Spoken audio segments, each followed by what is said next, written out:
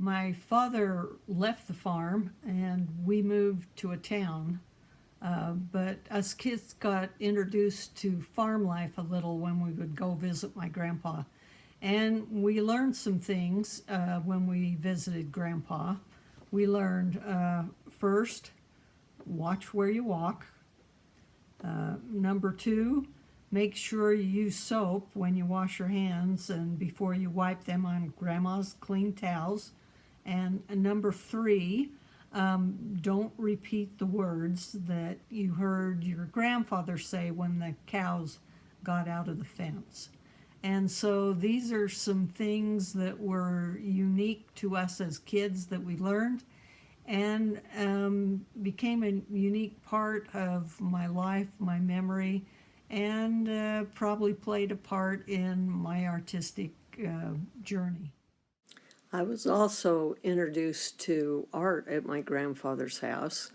Not only did he do some painting himself, but every time we would go up to their house, there was another Saturday Evening Post cover magazine that we could look at the great art on the cover and the humor that was used by great illustrators like Norman Rockwell. And I was able to get a taste of art and what you can do with that art. So you take these unique experiences that you have and you bring them to your art, and these experiences make your art your own. Even when I'm doing, whether it's watercolor or illustrations, people can look at my art and say, oh, that art has been made by Sherry Meidell, because I bring something that I have learned through the years to my artwork and put it on the paper. And I don't want to lose that uniqueness of being an individual artist. And I want to bring something to my artwork that nobody else has, and to share it with those that view it. I don't know, people will say, oh, you're so talented and you must have come that way.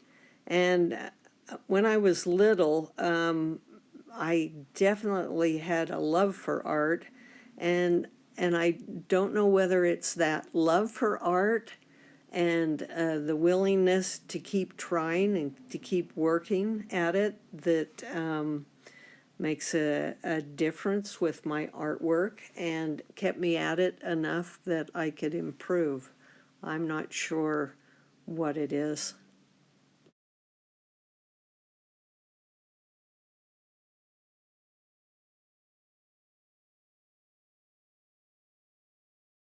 As you walk down this journey of life to become an artist, there's things that you learn from the struggle that you have to try to recreate things that you see out in front of you, and try to put them down on paper and with pencil and paint. There's a bit of a struggle that you go through. But because of that struggle, you learn some things. And it ends up, you can see it in your artwork and in the finished pieces of paintings or sketches. The first thing you learn is observation and how to really see, because a lot of things we'll just walk through this world and not be able to see all the beauty that's around us. And when you stop and take time to really sketch something, to look at it long enough to observe it and really see it, and then try to get it down on paper, it helps you to see things around you differently. And so that first big thing that you learn is to see with your eyes. Another thing that you learn is perseverance. A lot of times when you have an idea in your mind of how your drawing is going to end up, how your illustration is going to look at the finish, and then as you paint it or draw it, it doesn't quite turn out the way you want it to turn out. And you can either throw in the towel and quit working and quit painting and quit sketching, or you can go forward and try again. And that perseverance and that going forward is what makes your artwork what it is at the end. A third thing that you learn is patience, because it takes a lot of patience, and it can be very frustrating when your artwork doesn't turn out, but it takes a lot of patience to want to try again, or to keep working on your painting and not throw it away, so that it ends up looking like something at the end. So patience is a big thing. When I first started sketching, I would try to sketch dinosaurs out of this book that I had and try to capture the picture of the dinosaur and put it on paper. But I've also learned as I've gotten older that there's something that your artist brain learns from just being outside and plein air painting. There are things that you can learn from observing the natural world that you can't from photographs, because photographs can't capture what you can see with your own eye. Some of the things that you can learn from plein air painting, the first thing you can learn is to work quickly. You're outside, things change, the sun moves continually, the light changes, and so to get down on paper, to start quickly and get down what you want on paper quickly, that's something you learn by painting outside. You also can see light and color, and you can see what happens to color as the light changes, or if it's a cloudy day versus a sunny day. This can change the same color that you see in the grass or in trees. It can change it from a brilliant light green to almost a blue-gray green. So these are things that you observe, and you observe shadows and the way light hits different objects. Plein air painting brings a different view than you get from a camera. Cameras make all shadows dark, and when you're outside plein air painting, you can look into the shadows. So this is something else that helps strengthen and expand your artist brain through the years. In the magazines that I would look at up at my grandfather's house, inside they always had this little ad that said, draw this figure and send it in, and we'll see if you would be a success for taking the famous artist course. Now, one of the benefits that I had was my father, at some point in his life, had sent in that ad and had a whole entire famous artist course down in this beautiful wooden box that he kept downstairs. And you could go downstairs and you could open the top box, and there were the 4 loose leaves filled with this information on illustrating and drawing and how to become a better artist. And then in the little drawers were all these art supplies like India ink and compasses and pens and little pen nibs. And so this was a treasure that I would go down and look through from time to time. And at one point in my life, I tried to go through and learn a lot of the stuff that was in these books. This gave me some direction. But an interesting thing happened when I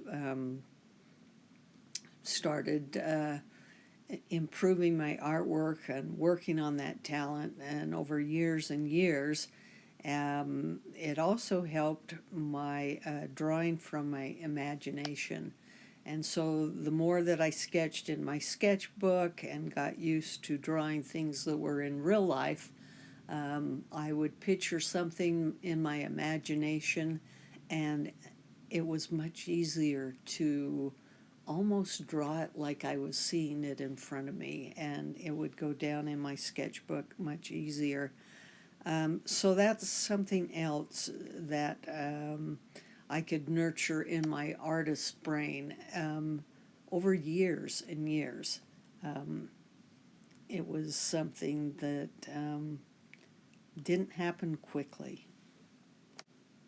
Later on in my artistic career, I would take workshops from different watercolor artists and from different illustrators at illustrating conferences and writing for children's conferences.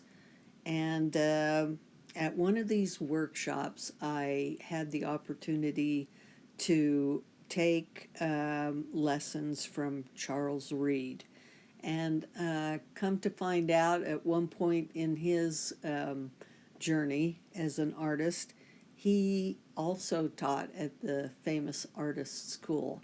So it was almost like coming around full circle to have those books as a young child to look at, and then later on in life to be able to be taught by one of the teachers that taught at the famous art school. I heard the story of a editor of a magazine, and she had been hiring watercolor artists to do the art inside the magazine, and then started using AI and putting her own name down as the illustrator of the artwork, when in actuality she would not be the illustrator. If you use AI as a tool, that's fine, but you are not the person that put all the work in as an illustrator. You might be called the organizer, the stater of words, maybe a compiler of input, but your brain doesn't gain all the information that it can gain by the work that you can put in as an illustrator. And the artwork doesn't have that unique touch that you can gain only from an individual artist that has put those years and their heart and soul into the work of learning, training, and becoming that artist, and then putting down the ideas that all that work has brought about. You're like stealing in a second what the artist has worked on and put into their art into years. So, what you miss out on is the work that you're able to gain, the knowledge that you can gain from all those years of work, and the things that you can do is from all those sketchbooks that I filled over the years, and people telling me you need to get sketchbooks and sketch every day. I can now look back and see the progress that I've made over the years. So much progress that sometimes someone can walk past me and they have gone and left and disappeared, but I can still capture the essence of who they are in my sketchbook, just because of the experiences that I've had. There's great joy that comes out of the creative process, to be kind of witnessing something transform in front of you on the piece of paper. You're working and working and watching this new image appear, something that has never been created in the world before, and there it is appearing before your very eyes. So if I were going to give some advice to a young, new artist, I would say don't cheat yourself and miss out on those